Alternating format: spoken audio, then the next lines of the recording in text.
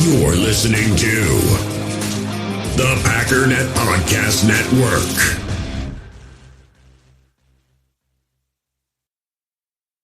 U.S. Cellular has noticed the way we use our phones has gotten ironic. We try to put our phones down for dinner, but the menu's on a QR code. That's ironic. We hit like on social posts that we don't actually like, which is ironic. Which is why U.S. Cellular created Us Mode, to help us reconnect with each other and use our phones less ironically. A phone company wanting people to use their phones less is ironic. Let's find us again with Us Mode from U.S. Cellular. Visit uscellular.com/built-for-us to get started.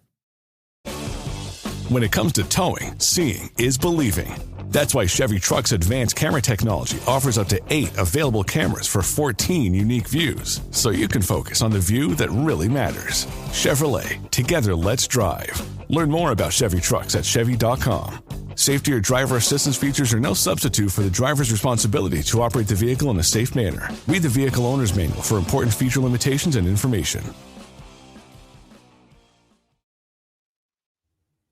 Good morning, everyone. Welcome to Game Day, baby. This is Packers Total Access Live.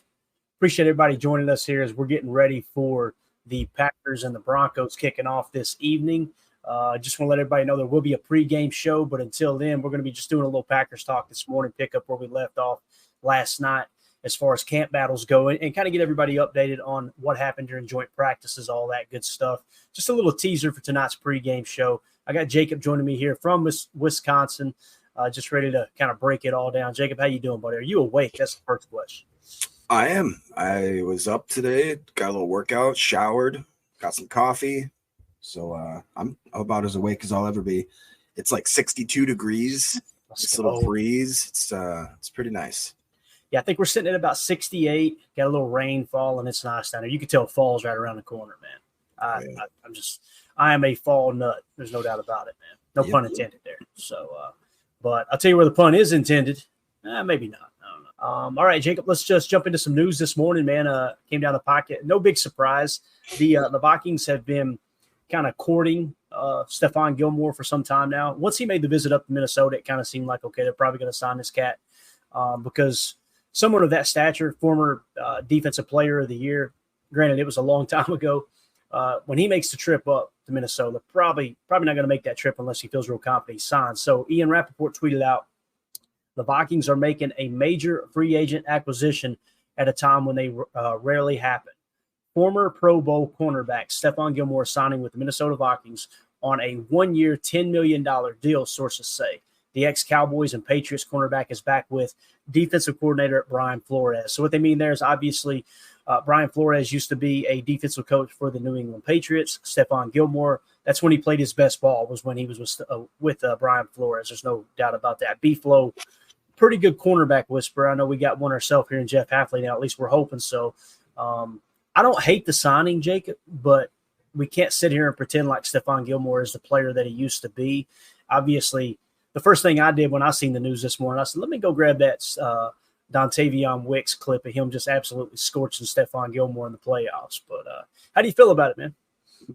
Yeah, I mean, kind of like how Coach Len says, it seems a little bit of a desperate move, but, you know, we went over all the troubles that team has had specifically in their secondary, obviously losing Mr. Jackson and then having the injury bug bite a few of them and just certain draft picks that never really came to fruition. I saw it too. Didn't they trade Andrew Booth? Am I crazy? That was a guy that was a high draft pick that I thought that they were going to have some hopes in. That Lewis Seen, remember the safety that everybody wanted the Packers to get? He just has barely even cracked starting 53. It sounds like he's like third or fourth on the depth chart. So yeah, just every part of that secondary kind of has been falling apart. Harrison Smith is like 55 years old, you know, so there's only so many things that they can do. And I think Adam Scheffner was talking about how when the last safety signed, I think it was Simons that signed down in Atlanta, they said it was so rare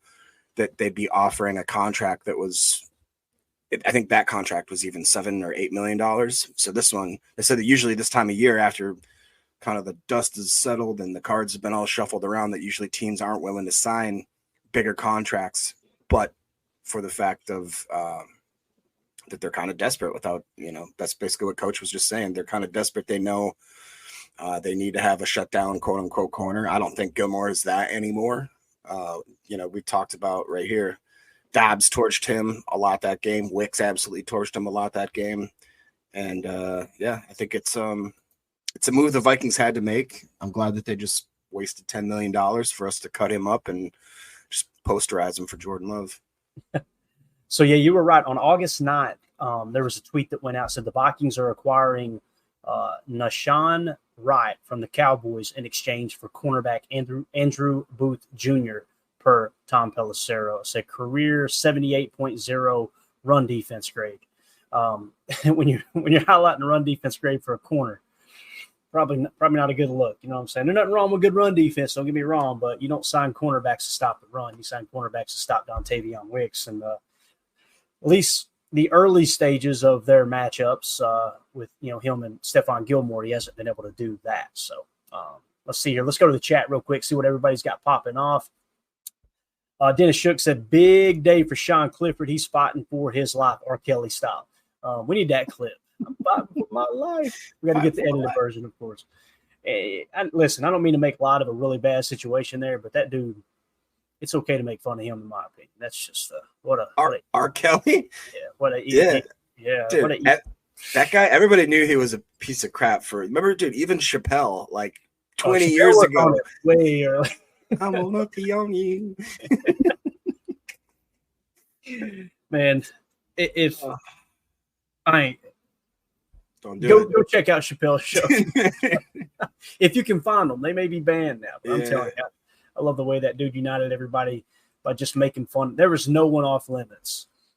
White, black, Hispanic, everybody. He's like, you know what? Let's just put them all in a kettle here, and we're just gonna have some fun. I love it, man. I think that's the way it should be. Let's lighten up a little bit, make fun of each other, and laugh at ourselves. And life's too short to be trying to cancel everybody. Dennis Shook in the chat said, Emilio was texting me at 3:07 a.m. Central Time, post afters.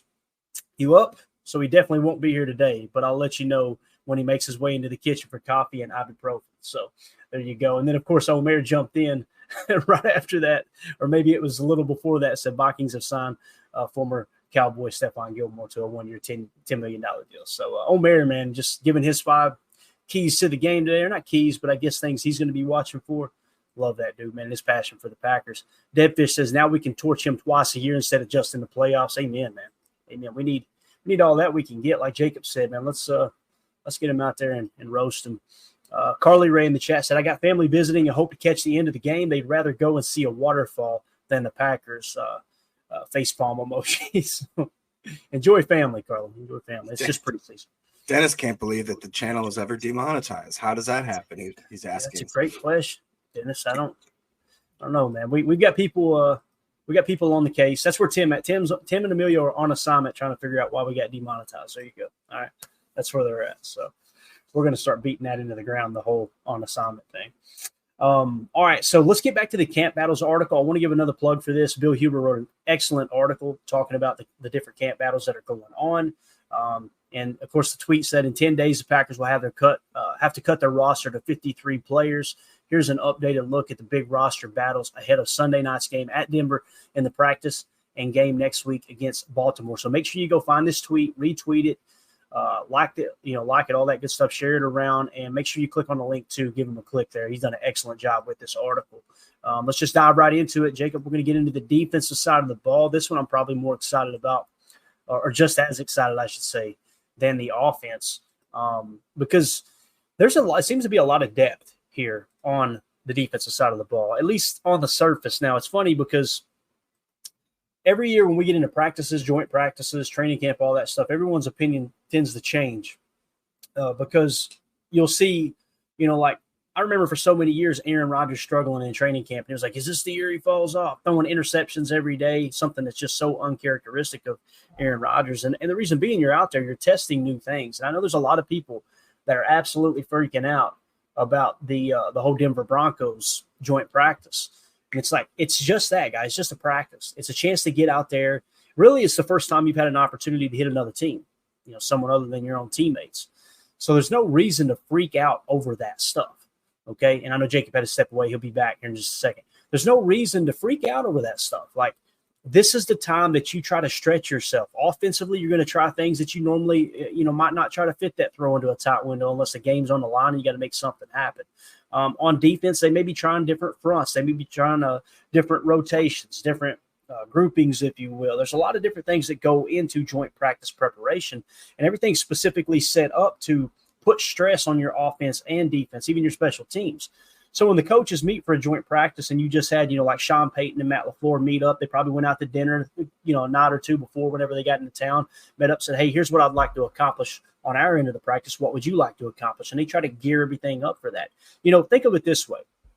I'm not saying this is what happened during the joint practice preparation, but what if Sean Payton told Matt LaFleur, hey, look, I need to get, the way Sean Payton's approaching Bo Nix, and you guys know Bo Nix was one of my draft crushes. I felt like he was, aside from, I'm not saying I would have taken him as high as a Caleb Williams, but when I sat down and watched all the quarterbacks tape, Bo Nix was the one I was like, I kind of like this dude. So keep that in mind. Now, Sean Payton has put Bo Nix at the bottom of the depth chart, at least he was when they started camp, saying he is like third string. That is the old Bill Parcells way of handling the quarterback, and really any position in that regard. They want them, that old school method is they want them to earn it rather than just thrusting them in as a starter. Okay, not that you wouldn't work anyway. We know these guys are working their tails off no matter what position they're playing at the NFL level. But you put them in that position and you say, okay, work your way up, earn it. Not only does it force the quarterback to handle a little pressure early, and you get to see how's he handling that pressure of trying to climb up the depth chart. But also it allows his teammates to earn a little more respect for him too, right? Like they're looking at him and going, hey, look, they didn't give this dude anything, and he earned the starting spot, right? It's just a real good way of building culture, and Sean Payton comes from the Bill Parcells coaching tree.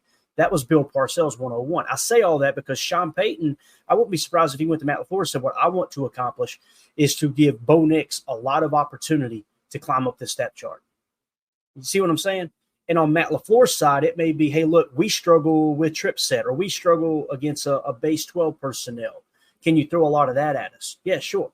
And you kind of couple those things together, and you're working. And again, I'm not saying that LaFleur rigged the practice to be bad. That's not what I'm saying at all. I'm simply saying he probably had a good idea of here's where we need to put stress on our defense. So let's put them in some, at a disadvantage on a consistent basis throughout this joint practice.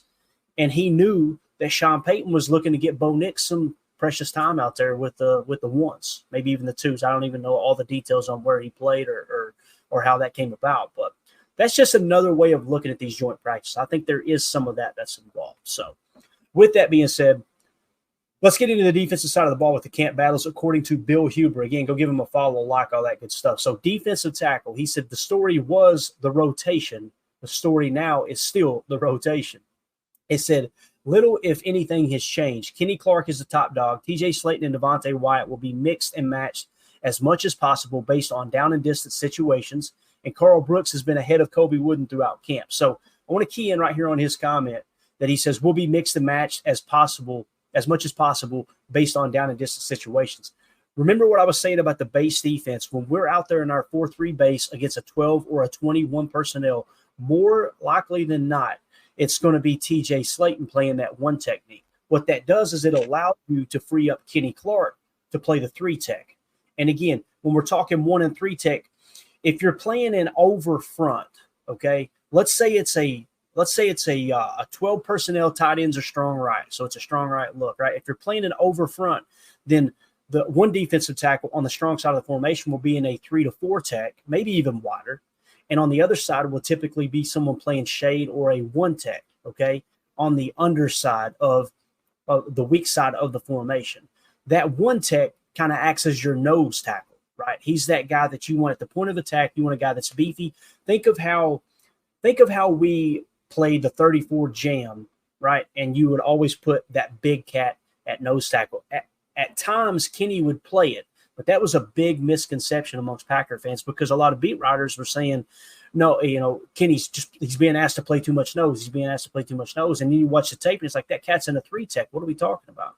So TJ Slayton, I think what he's talking about here in Bill Huber is TJ Slayton, they're looking to mix him into that 4-3 base, and he can play a 1 tech and allow Kenny Clark to play that true 3 to 4 tech, right? A 4-hour or 3 tech, whether it's in an over or an under. When I say over and under, over means the defensive tackles, the 2 defensive tackles in a 4-3 are cheated to the strong side of the formation, and under, they're cheated to the weak side of the formation. And typically what will happen there is a Sam will walk up to the line of scrimmage, or you'll put the Sam backer, have him shade in just a touch and bring a spur safety into the box and give you kind of that 4-4 look with a hybrid safety approach. So that's what we mean by over and under.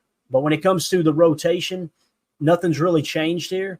We're just watching, okay, who's going to win these rotational snaps? Because if TJ Slayton goes out there and balls out, I think you're back now, Jacob. Is that right? Yeah. If TJ Slayton goes out there and balls out, I'm not saying he doesn't have a shot to compete for Devontae Wyatt reps. What I'm simply saying is in a 4-3 base, I mean, we talked about the pressure rate. TJ Slayton was what? Somewhere a little over 5%. Devontae Wyatt was over 10%, if I remember correctly. So if that's the case, I love the rotational aspect of TJ Slayton playing 1 tech and a 4-3. Then when they go to their nickel set, when they go to their 11 personnel, we'll switch to our nickel 4-2-5, get TJ Slayton off the field, get Devontae Wyatt in there to play that 1 to 3 tech, whichever one you like your matchup on as far as Kenny. So what do you think here? Anything you'd like to add here to the defensive tackle position and this rotational aspect? And again, I think Carl Brooks is going to be a great defensive lineman. I really do. But what do you think about this? Yeah, I mean, like you just mentioned, Carl Brooks, I don't think gets enough respect for just the type of performance he did. If he takes a big step this year, you'd have to think that you try to find a way to plug him into that rotation a little more. But, as we went over last night, Devontae Wyatt, yeah, I think he was at like 14.7%, and Slayton, yeah, at that 5.6% there. If Devontae Wyatt keeps even anywhere near those types of numbers, it's hard to take him off the field. You know what I mean? Especially like you talked about in pass rush situations, that just screams to have him out there. So maybe you get more doses of Slayton on early downs, more doses of Wyatt on more 3rd and long and that type of stuff. I think would be a perfect match. Yeah, definitely. And here we got Prince in the chat said Ford as Slayton, Brooks as Wyatt, Wooden as Clark if they rest the starters. I think that's phenomenal there. I really do. You got Slayton to play the nose, and it sounds like they're not going to play many starters. That's what, at least on the surface, that's what it seems like here. Talking about the game tonight here, the preseason game against Denver. I believe Coach LaFleur basically came out and said we're treating the joint practice as the game time, and it'll just be the 2s, the 3s, and the 4s out there during the game. But so instead of having TJ Slayton out there, they'll have Jonathan Ford. Instead of having Brooks out there, instead of having Wyatt out there, they'll have Carl Brooks playing that 3 tech. And Wooden can kind of play as Clark. I would kind of see Brooks more of Clark's position than Wooden, but Wooden's going to get a lot of playing time too. So think of Brooks and Wooden as Clark and Wyatt together. And then, like you said, Jonathan Ford as TJ Slayton, which I think TJ Slayton's actually going to get a little bit of playing time here today, Jake. So we'll see though, man. I see here also in the chat, Dennis Shook says, I think we can bring Quay behind Wyatt to heat up the quarterback the same way we used Zadarius his first year. Z was so dominant doing that that season. That's a great point. And what he's talking about is mugging that A-gap. Now, we did it with an edge defender, and that really caused some problems because, we're putting on tape that guy's rushing off the edge, and then all of a sudden he's lined up in the 1 tech. That's much different than the mock just climbing down, or crawling down, I should say, into that A-gap and mugging. But you could accomplish the same thing. You're getting to the same finishing point 2 different ways, right, Dennis? I think that's a great point because, like we pointed out last night, Jacob, Quay Walker, 18% pressure percentage on the quarterback last year, and again, a lot of that is catching the defense off guard, sugaring a little hole or rat look, and then firing the backer. But in this case, I think it's just a great way to force one-on-one matchups if you can get Quay up. And another thing I think they'll do with Quay is they'll do that kind of that sugar touch where they'll just touch and go, touch and spy, that type of thing, especially when they play more mobile quarterbacks. So, good stuff there, Dennis. Appreciate it, buddy. Let's see what else we got in the chat here real quick. I think Coach said something. Coach said kicking LVN inside on nickel 4-2-5 will give teams fits also. Man, I'm so excited, Coach, to see LVN today. That dude what he did in the last preseason game, that's not just it's a flash in the pan. That kind of feels like, okay, this is a combination of year 2. He's in even better shape, better football shape. And on top of that, that dude is now playing a one gap approach in this new 4-3 look at half. That's exciting, man, to think of him in there in a 3-tech too. That you can't roll that out. That's the beautiful thing about the new 4-3 transition is you've got a lot more versatility. If we get banged up on the edge, Devontae Wyatt can play defensive end. Carl Brooks can play defensive end, you know. But obviously we don't want to see those guys get banged up, and vice versa. LVN can kick inside if he needs to, like Coach Lynn's saying here with the 4-2-5 nickel. So good stuff, man. All right, let's slide down to defensive end. Jacob, it says the story was bottom of the depth chart. Now it's Brenton Cox pushing for a roster spot. So it says Cox made the 53 as an undrafted rookie last year, but played only 4 snaps on offense and 9 snaps on special teams and 4 appearances. I think he meant defense there, I'm sure. He's had a strong camp on defense, but special teams, the reason why he didn't play last year will have to be why he has the role this year. Quote, just working on that. That's been my main focus this year, Cox said. Recently, we've got a lot of pass rushers already dialed in and ready to go. When the opportunity comes, I'm going to be ready to play on special teams for Coach Rich, talking about Coach Pasaccia there. Jacob, what do you think about Brenton Cox? Do you think he has that roster spot locked up, or do you think there's a chance that he's got to kind of play his way on, man? U.S. Cellular has noticed the way we use our phones has gotten ironic. We try to put our phones down for dinner, but the menu's on a QR code. That's ironic. We hit like on social posts that we don't actually like, which is ironic. Which is why U.S. Cellular created Us Mode, to help us reconnect with each other and use our phones less ironically. A phone company wanting people to use their phones less is ironic. Let's find us again with Us Mode from U.S. Cellular. Visit uscellular.com/built-for-us to get started. You're a podcast listener, and this is a podcast ad. Reach great listeners like yourself with podcast advertising from Lips and Ads. Choose from hundreds of top podcasts offering host endorsements, or run a reproduced ad like this one across thousands of shows to reach your target audience with Lips and Ads. Go to lipsandads.com now. That's LIBSYN ads.com. You're a podcast listener, and this is a podcast ad. Reach great listeners like yourself with podcast advertising from Lips and Ads. Choose from hundreds of top podcasts offering host endorsements, or run a reproduced ad like this one across thousands of shows to reach your target audience with Lips and Ads. Go to lipsandads.com now. That's LIBSYN ads.com.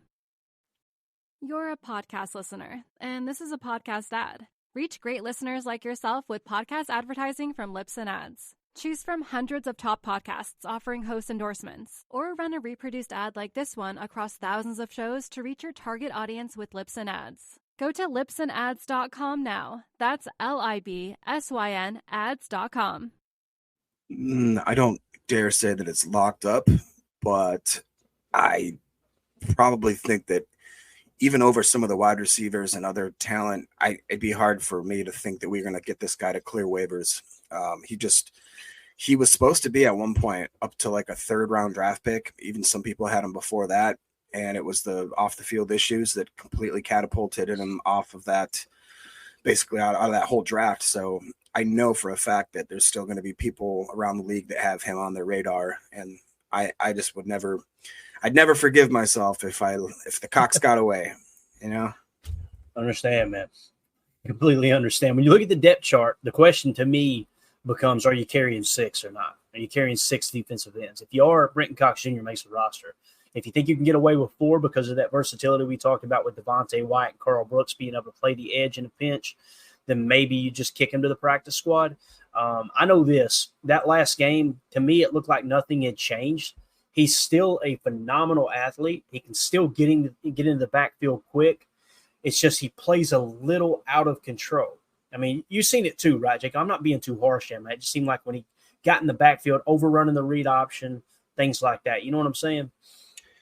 Yep, that was his biggest knock in college, was that he basically has one mode, and it's hair on fire, sprinting off the edge. And a lot of times he gets himself into trouble, like you talked about, with over pursuing. and really susceptible for biting on like RPOs and any sort of play actions and bootlegs and that kind of stuff. Prince goes on to say Cox needs to do better setting the edge today. Kind of got exposed versus Cleveland, which is exactly what we were just talking about. Yep. Nailed it, Prince. Appreciate it, buddy. All right, moving along. Linebacker. What do you think about coaches talking? Keyshawn Banks may still have something to say about all this, making being the last one to make that team. It's a good point. You know, when I grabbed this screen grab off ESPN.com of the depth chart, they had Keyshawn Banks still questionable. I haven't heard much about him in camp, but all it takes is a game or two. You know, you don't believe me. I specifically remember one preseason game where Desmond Bishop made the team at linebacker. You remember it that year when he hit that dude in the preseason and the helmet went one way, the do-rag went the other, and everybody's like, dang. Next thing you know, Desmond Bishop's out there picking off Brett Favre, you know.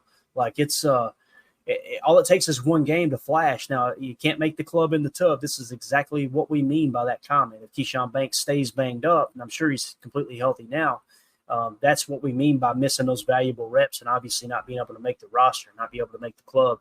Of all of these, Keyshawn Banks, I think, probably has the best shot to compete with Brenton Cox Jr., maybe Aaron Mosby. Zach Morton, I haven't heard much about. I think it's a good point, Coach. I definitely think it's Brenton Cox Jr.'s position to lose if they do decide to carry 6 defensive ends. That makes sense. So I appreciate the comment there, though, Coach. All right, next, linebacker was Edgerrin Cooper versus Isaiah McDuffie for the full-time role. Now it's Edgerrin Cooper versus Eric Wilson eventually.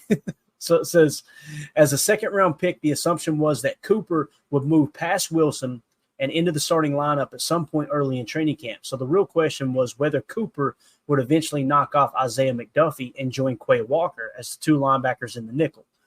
Instead, Wilson's excellent play on the practice field, coupled with the hip injury that has kept Cooper out the past couple of weeks, has made Wilson a surefire week 1 starter in the base defense. So obviously getting those extra reps has shown what Wilson can do.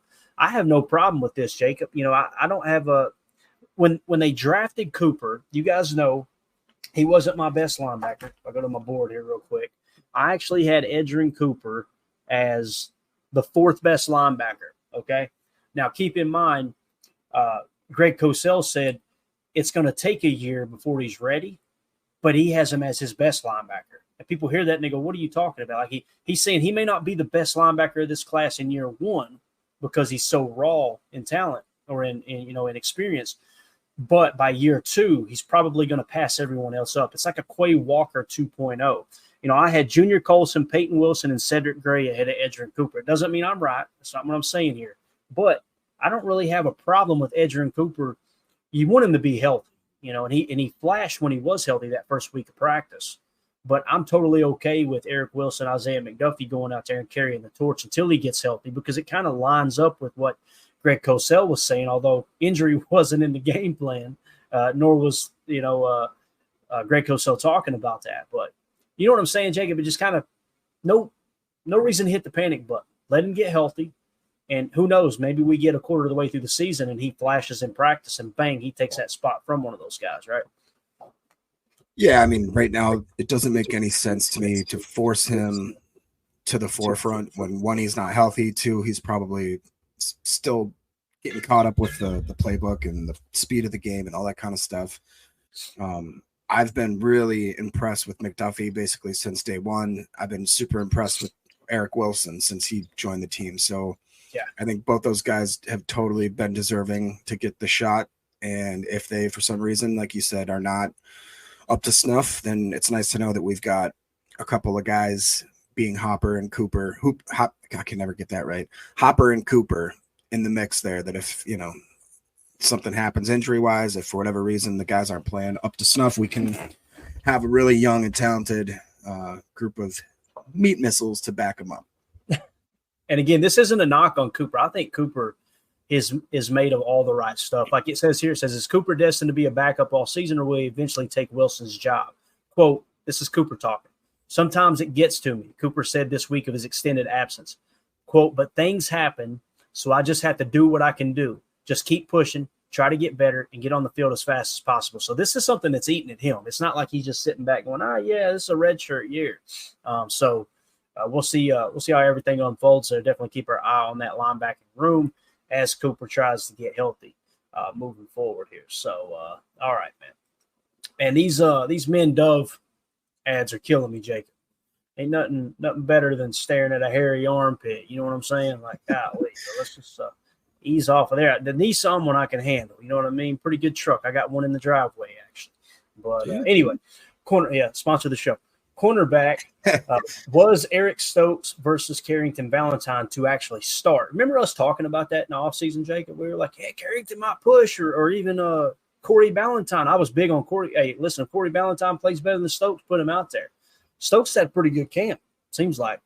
It goes on to say, now the story of the battle is Kalen King versus Robert Rochelle versus Corey Ballantyne for roster spots. So Bill Huber seems to think one of these three have a decent chance of getting cut.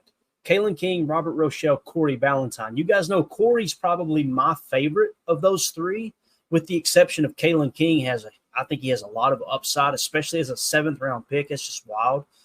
Robert Rochelle, though, that last game, Jacob, he absolutely balled out, dude.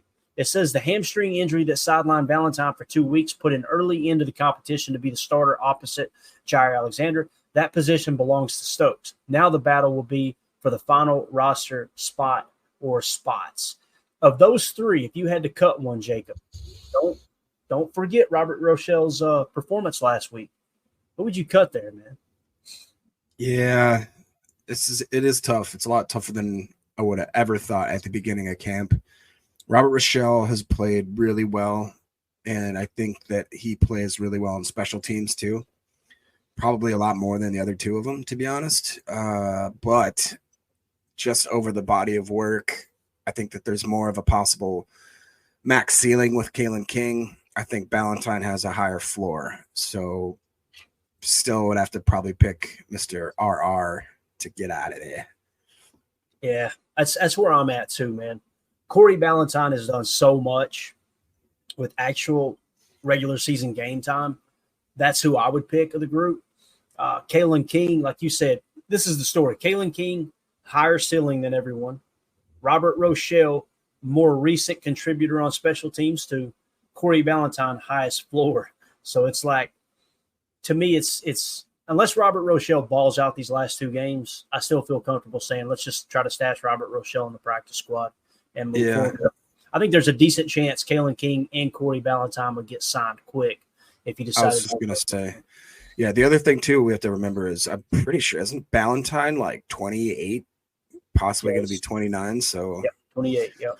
That factors in a little bit. It does, yeah. It's kind of like a one-year rental, and I think it's a pretty good one-year rental. But you're right, man. It's going to be definitely something you take into consideration. CJ in the chat says, huge focus on those three guys tonight. Robert Rochelle had a great game, but will he do it consistently? Amen, man. We're going to find out this evening. It'll be a lot of fun, man. Under the lights. I don't know if the lights will be on. I guess they will. What mountain time? What would that be, Jacob? It's 7 o'clock your time, so it'll be 5 o'clock their time. So it'll still be daylight out there, won't it? So interesting how the time zones work. It says the Packers wouldn't have made the playoffs last year if not for Ballantyne, who went from the practice squad to playing the second most perimeter cornerback snaps. He could play corner or slot and is an asset on special teams. So you can see Bill Huber's talking about Ballantyne being just as much an asset on special teams as Rochelle. Rochelle has had a good training camp and is one of the team's better players on special teams. He had a tremendous rep on punt coverage at Cleveland. King, a 7th-round pick, has been one of the surprises of the summer. After a dismal scouting combine, it was rather startling to see him go step for step with Bo Melton to break up a pass this week. His instincts are strong, and he has shown potential in the slot. So if that man can run stride for stride with Bo Melton, Jacob, there is a thing called game speed, man. I'm excited about Kalen King. I think we found us one there, man. I think he's going to kind of be that, not quite – I'm not saying he's going to be as good, but it's going to kind of feel like in a year or two we're going to look up and go like, that might have been the Zach Tom of the draft that year. You know what I'm saying? Just a huge contributor.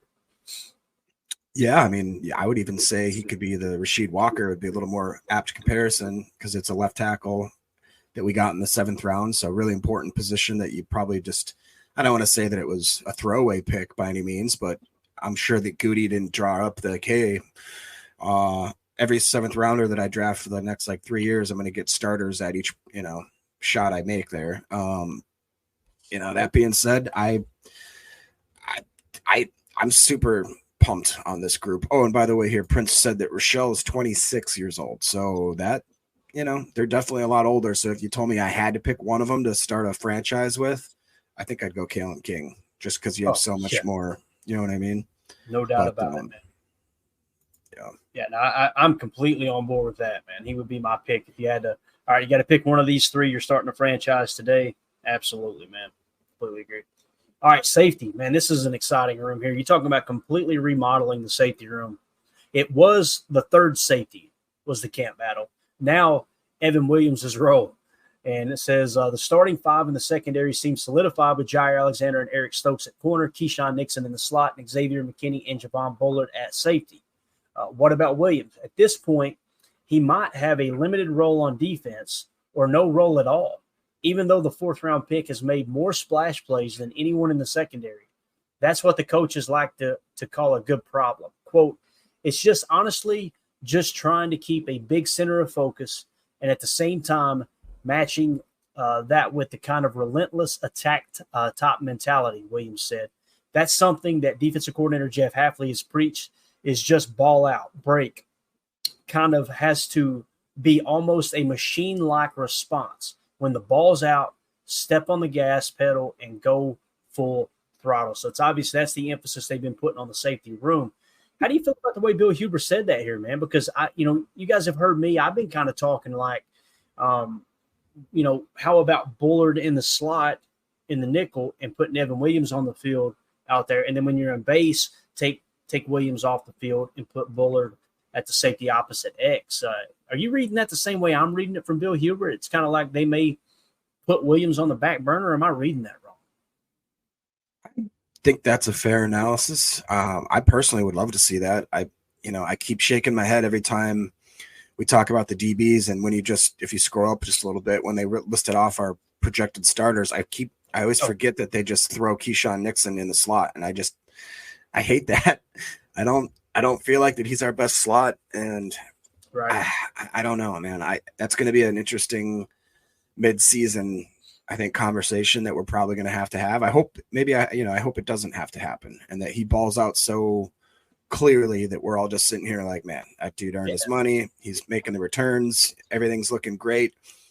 Like Bill just said, that's a great problem to have if we have 3, possibly 4 guys that could, play in 2 starting positions. I just, if I could pick, my dream scenario would be those. Bullard's rocking some slot snaps, Evan Williams and McKinney in the safety position there, and Keyshawn is happy and content being an all-pro kick returner on the sidelines, and he's not mad at all. That ain't going to happen, but no. I understand what you're saying, man. Kalen King and Javon Bullard in the slot. I think that, I don't know, man. It just, if Kalen King, I guess the question becomes, who is better at playing the slot, Kalen King or Javon Bullard? I think it's pretty damn cool that we have to ask that question from a 7th-round pick and a 2nd-round pick, seeing that Javon Bullard, all signs are indicating he's showing up. This dude's going to be a great, at least a very good NFL defensive back. And the fact that Kalen King might be ahead of him at nickel behind Keyshawn Nixon says a lot about Kalen King and that draft pick itself. So that's just pretty cool, man. Pretty darn cool. And you keep that depth out there, that rotational aspect. If somebody needs a breather, you're not using Evan Williams and Javon Bullard more consistently. Maybe you're moving Kalen King into the lineup a little bit more, but I'm with you. I just don't have a good feeling about how Keyshawn Nixon's like, I'm the slot, get over it. I'm the slot, get over it. And everybody's looking up going, but you might not be the best for it.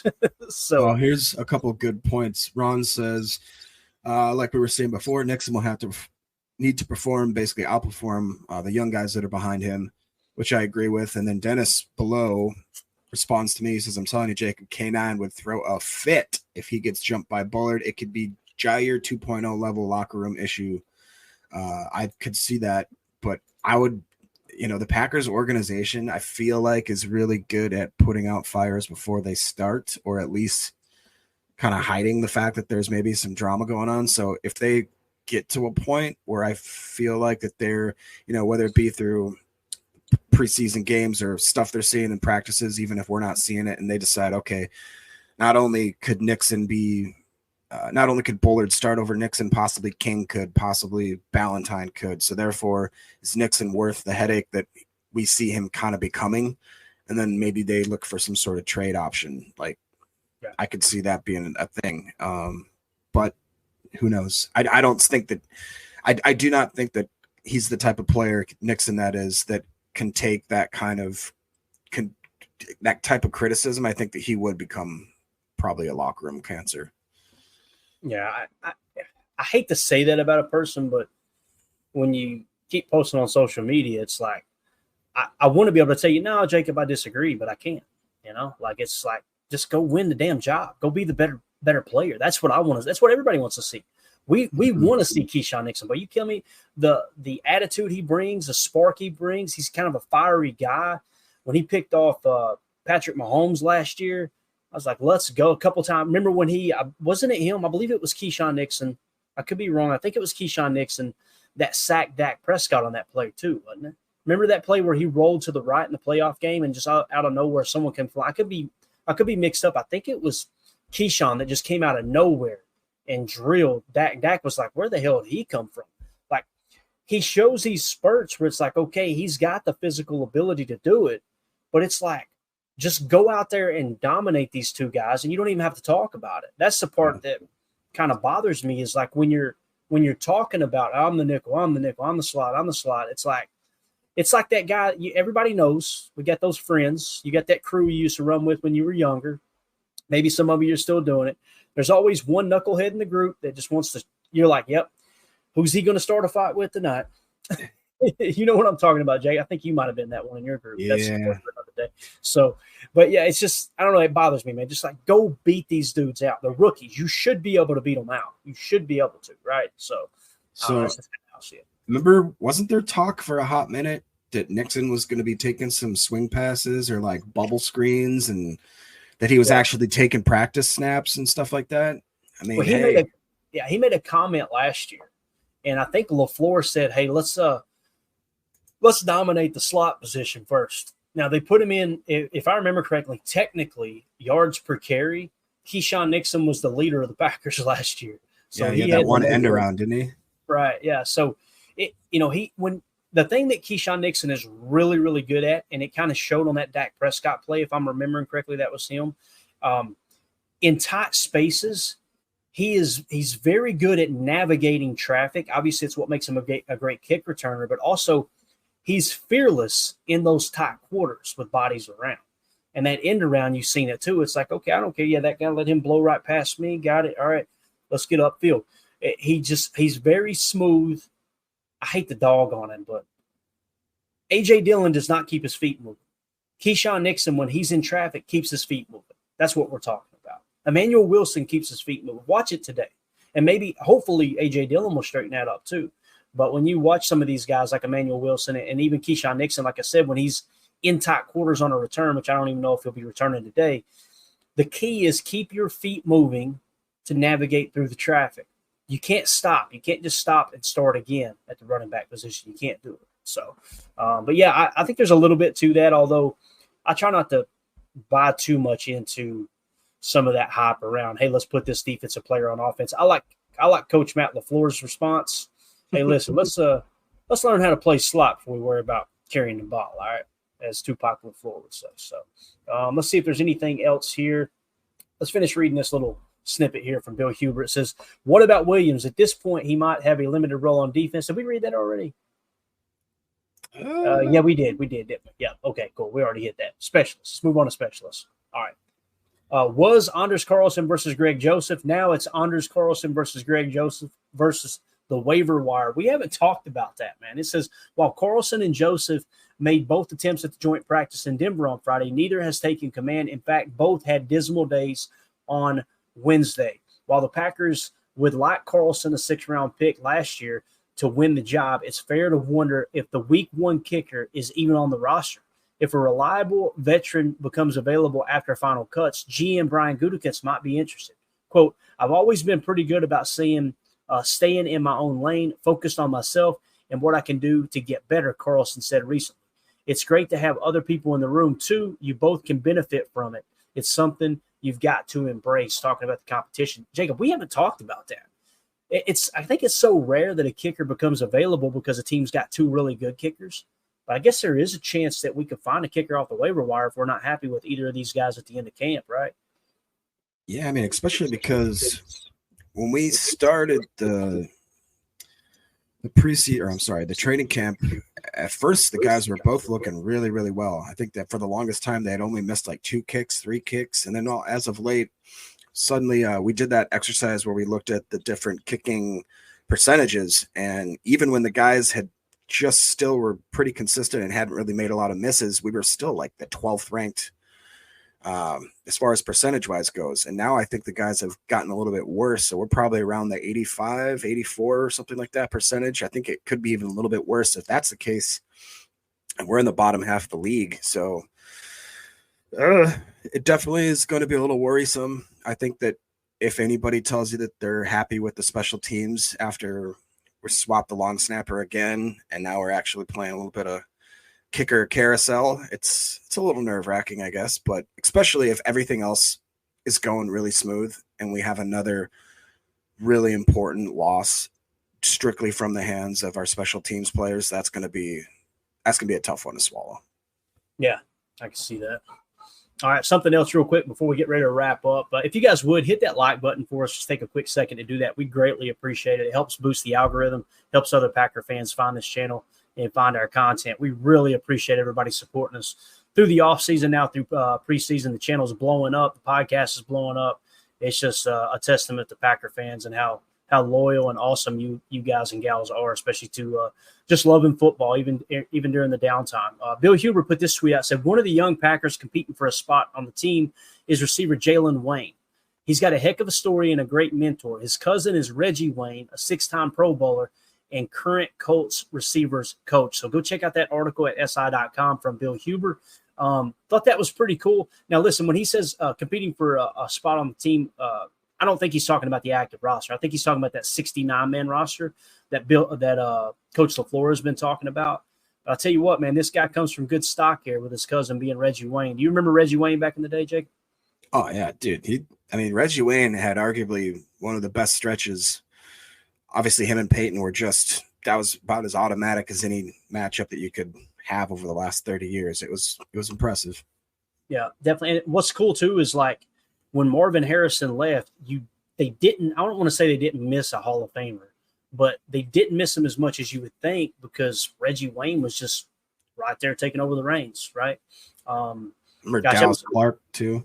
Yeah, Dallas Clark. And then they had there was another guy, too, a slot, your typical short white boy playing the slot. Who was it that played the slot for them? Stokely. That's right. Is that right? Brandon Stokely, maybe? I thought it was, yeah. I can't remember. Anyway, it seems like all those teams always had, like Belichick always had, whether it was Wes Welker or Edelman yeah. It's like, hey, man, you're white. You're too slow to play on the outside. Let's pop you into the slot. So, Austin Collie, is that what you were thinking of?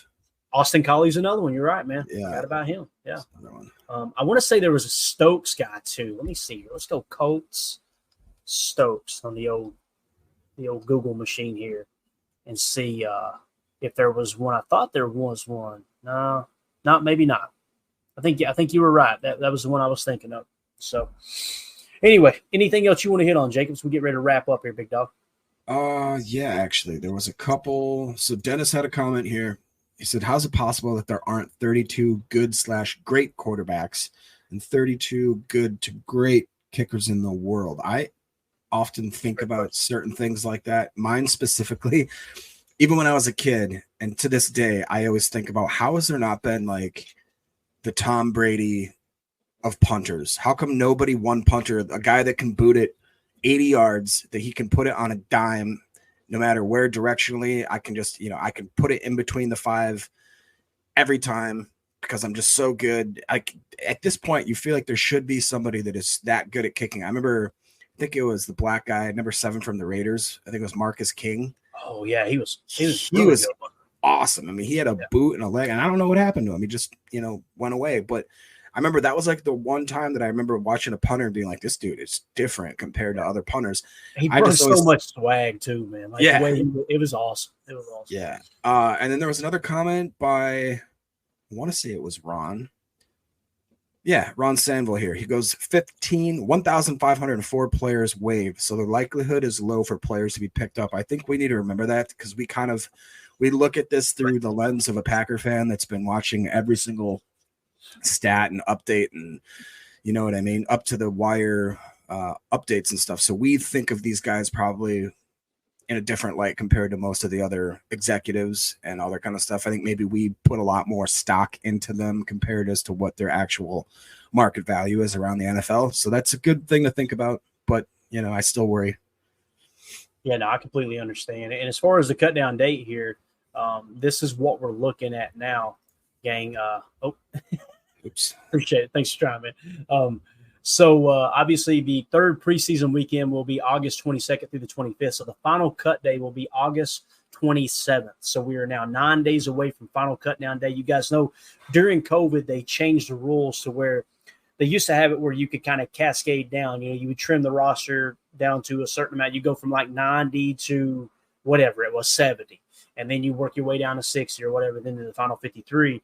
Now they have everything, all the cuts happen all at once. I think that plays into a little bit of the your guys are a little safer making it to the practice squad too, because there's so many people, like the listener was just saying, there's so many guys that get cut at the same time that it's like a little overwhelming for teams. But nonetheless, like Coach LaFleur said, you're building a 69. I think he said a 69-man roster is what he was talking about. So, what is that, 16 on the practice squad then, Jacob? So you got 53 on the active. I guess that would mean, if that number is correct, 16 on the practice squad. And I think you've only got a limited amount that have to be 2 years or less in the league. And then there's like something else that changed with COVID. They allowed extra practice squad guys that don't have to be under that age. I'm not sure all the rules, but nonetheless, though, that final cut day is going to be August 27th. It's right around the corner. Really excited about that. So anything else, Dave? Yeah, I just thought this was a pretty bold take. Well, actually, 3 bold takes by Nice Guy Eric, 21. He says, Wilson, tight end, beats Ben Sims and Tyler Davis for the third tight end spot. Ooh. Emmanuel Wilson, running back, makes it in the 53 over A.J. Dillon. And he says that Greg Joseph will win the starting kicking job over Anders Carlson. Those are 3 bold takes, sir, but I could see an avenue as to all 3 could come true. Yeah, if Joe Wilson does this week what he did last week, there's so many players to watch tonight, man. It's absolutely awesome. If Joe Wilson does what he did last week, I don't think it's out of the realm of possibility that he could beat Ben Sims and Tyler Davis. Now, I don't know how well Joe Wilson is at special teams. That's probably going to be a deciding factor. I would say this is my least likely scenario, but I could see it happen, especially if there's an injury to either one of them. Yeah, and again, think about the 69-man roster. You'll definitely get Joe Wilson on the practice squad. I feel comfortable saying that. Probably get all 3 of them on there if you needed to be honest with you. So that's where you look up every year for final cuts. There's a position they manipulate and you go, whoa, they only kept 2 there or whatever. They might just kick 2 and go, okay, we know all 3 of these guys aren't going to get signed. Let's put them on the practice squad to keep some of these extra players. Maybe they keep an extra receiver, right? But I could see it happening. Nice guy there. And then also Wilson, running back, makes it on the 53 over A.J. Dillon. I don't know if they'll cut AJ, to be honest with you. But if you're asking me, I would personally like Emmanuel Wilson over AJ. The only thing that makes me hesitant is the passing game. AJ was really good in the passing game last year. Like I think he had a lower drop percentage than Aaron Jones did last year, if I remember correctly, which is just wild to think about. And then Greg Joseph winning the kicking job, I could see it. I'd be totally fine with it. And the reason being is you can stash Anders Carlson on the practice squad, him reset to a futures contract for 2 years. You're only losing one of the remaining 3 years of his contract would be all that you'd be losing. And if he continues to work with Rich Bisaccia and get better in practice, and then next year you move on from Greg Joseph, now Anders Carlson's ready. I watched Daniel Carlson last night that's Anders' brother, kicks for the Raiders. They were talking about, he was drafted by the Minnesota Vikings, was horrible. They cut him, and then he The Raiders picked him up, and now he's one of the best kickers in the league. So it's like you've got to be aware of that stuff, and maybe that's the good way to balance that situation is put him on the practice squad. You know what I'm saying, Jacob? Like, okay, if he does turn into that player, you still got rights to it type thing. So, but we'll see. All right, we're out of here, guys. Is there anything else you want to hit on? I know you got a few of these marked, Jacob. We're at the 52-minute mark. We got a few minutes if you want to hit them, or we can go ahead and wrap up. I mean, I'm cool, man. Let's see, what do we got? Let's do this Dennis Shook one. This looks cool. Dennis Shook says, Clayton, can you explain what kind of, quote, exotic looks / blitzes that people are saying Hafley is known for, or define exotics, the pros and the cons? Man, it's a deep question, Dennis. I've been pretty vocal. I didn't see that with Hafley. I don't see that with Robert Saleh. I don't see that with D'Amico Ryans. I don't see exotic blitzes. These guys, their mentality, their philosophy, and again, it's one thing to just say something is true. It's another thing to watch the tape and go, no, here's what they're actually doing. The goal is to get pressure with a four-man rush. If your four-man rush can't hit home, that's where you start dialing up the blitzes. But the reality is they want 7 in coverage with a four-man blitz, a four-man rush, I should say, not technically a blitz. Now, when you talk of exotic looks, one of the things that Robert Saleh likes to do is an overload. He'll put on one side of the defensive line, and I think we've seen this in the first preseason game a snap or two. He likes to put on one side of the offensive line or on the defensive side of the ball, but against the offensive line, a wide 9 tech, like a 5 tech, and a 4 tech, and then a wide 9 on the other side of the formation. I would say that's somewhat exotic. And the goal is you want one offensive lineman to not have a job. As we say all the time, be more confused than a fart in a fan factory. Like the dude's just out there blocking no one because the front is so exotic. Now, you can't do that on potential running downs. And I know some people are going, Clayton, every down is a potential run down. It's true. I've been frustrated and watched defenses in the past. It'd be a 3rd and 8, and we come with just a 4-man rush with a little bit of an exotic front. They run a draw play, pick up the first down. There's nothing that'll make me throw an ink pen at the screen faster than that. I promise you. That's the worry there with that overload that Robert Saleh likes to do, and I think Jeff Hafley will do as well. When you said exotic, that's the first thing that came to mind for me. Now, they will run scrapes, a scrape being a linebacker from the stack backer position. The defensive end will crash in, and the linebacker will loop around or scrape off of his hip. So you're taking the tackle and the guard in with the edge and then bringing the backer off a scrape blitz. There is some of that goes on, right? I think those are the two things that kind of catch my attention the most. People will make it sound like Joe Barry never ran stunts. He never ran TTs or ETs or TE stunts up front. That's just simply a lie. You can turn on the tape from last year, and we ran it constantly. That's the other thing about the whole 2-gap that we always played 2-gap. You cannot run a stunt and play 2-gap. That's not how it works. So I don't want to be the a-hole that tries to point out when people don't know what they're talking about, but it does bother me when they're tearing someone else down and they don't know what they're talking about. It's like, man, that takes a lot of nerve. But to answer your question, Dennis, that's what I think. I think you'll see stunning. I think you'll see that pre-snap overload on one side of the line of scrimmage, and I think you'll see some scrape blitzing. And again, you're going to see a little bit of Quay blitzing too, but they've got him wearing the green dot. They've got him playing Mike. When you're in nickel, typically the Mike is covering the seam. And you see every time we've ever played Tampa 2 since Quay's been here, he's been the guy down the seam, that deep third middle. So I don't know. That's just kind of – hopefully that answered your question. I don't want to say I hate. I shy away from talking X's and O's because you get going down rabbit holes. And I also don't want to come across like Clayton thinks he knows everything. Please don't ever. I've got so much to learn, I hate when the focus is on what I may or may not know about football, but I do appreciate the question, man. The big thing is just go watch the tape. Go watch the box cam and all that. Like Jacob the other day, see, we're going to go over now because you did this. I'm blaming you. I grabbed some screen grabs from the fronts, and let me pop them up here real quick for you. I put them in our DM here, okay? So here's some of the fronts that we showed whenever it was last Sunday, last Saturday, whenever the game was, okay? So like right here, you've got kind of see the nose? is pretty much just playing shade on the center. And then you've got what appears to be a 2-eye look, or I'm sorry, probably more of a 2-tech. And you see your wide nines, your defensive ends out there in a 7 or a 9, really a wide 9, right? But everybody in a 3-point stance. That was one look we showed. All right, let's go on to the next one here, if I can. Bang. All right, right here you see now you've got what appears to be a 3-tech on the outside shoulder of the guard, and then the other is in a 1-tech. You see what I'm saying on the interior? And notice how the defensive ends aren't quite out as far wide. Like Rashawn Gary is in a wide 9. I would consider that a wide 9. But Preston Smith is in more of a 5-tech, outside shoulder of the tackle. Okay, so there's another look. And again, these are going to be vanilla because it's preseason. Here you see you've got a 1-tech nose. I think that might be Slayton or Jonathan Ford. And then, this is the opening drive, so that's definitely Slayton. And then you got Kenny Clark playing what appears to be a 3-tech. That's that true 3-tech we're talking about.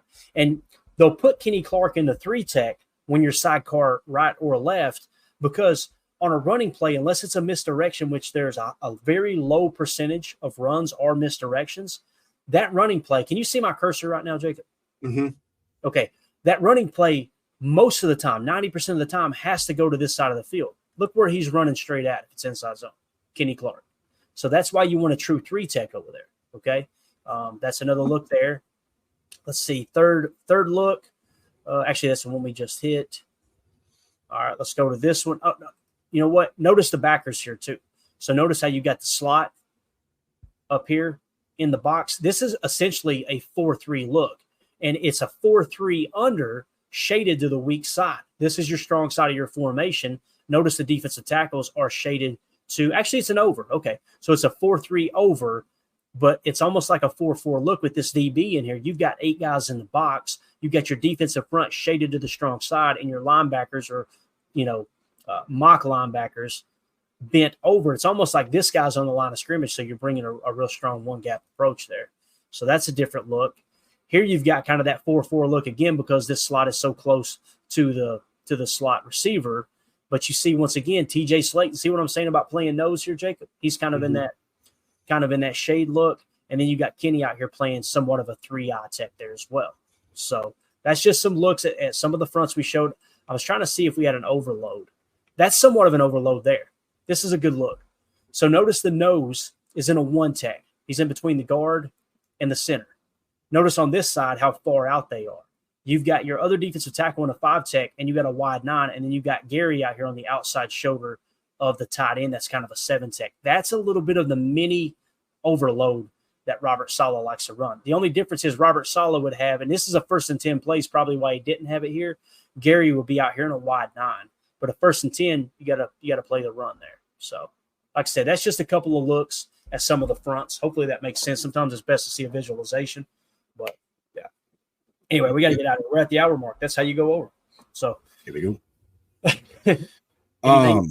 Yeah, the last thing would be, I'm sure when we hop off here, just so you guys know, we're going to be doing 2 more shows tonight, a pregame show. So I would say Clayton, roughly around 6 o'clock Central Time. Yep. Then we'll do whenever the postgame show, whenever the game ends up. I'm sure Clayton will make a link pretty quick here.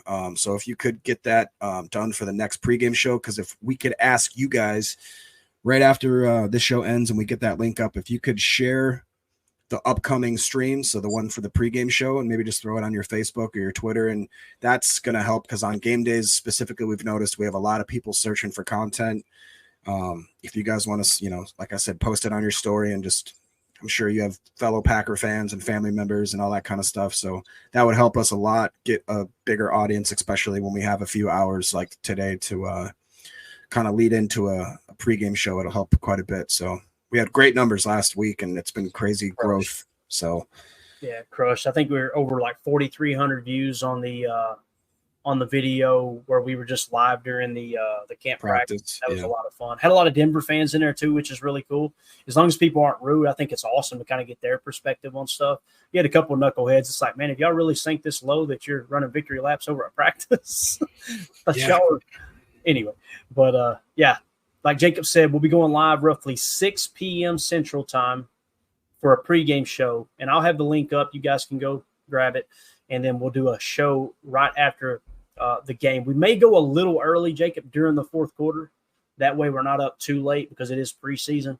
But we'll be doing that all year long, guys. And again, shout out to all of our Patreon crew. If you guys are interested in joining that awesome community, just go to patreon.com/Packer Fan Total Access.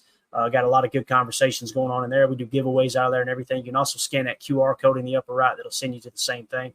But we appreciate everybody in there hanging out. So that being said, we're out. We'll see you guys here in a little bit. For those of you listening on the pod, thank you for making us a part of your day. Enjoy this Sunday afternoon. We got Packer football this evening. Let's go out and be the change we want to see in the world. Go Pack, go.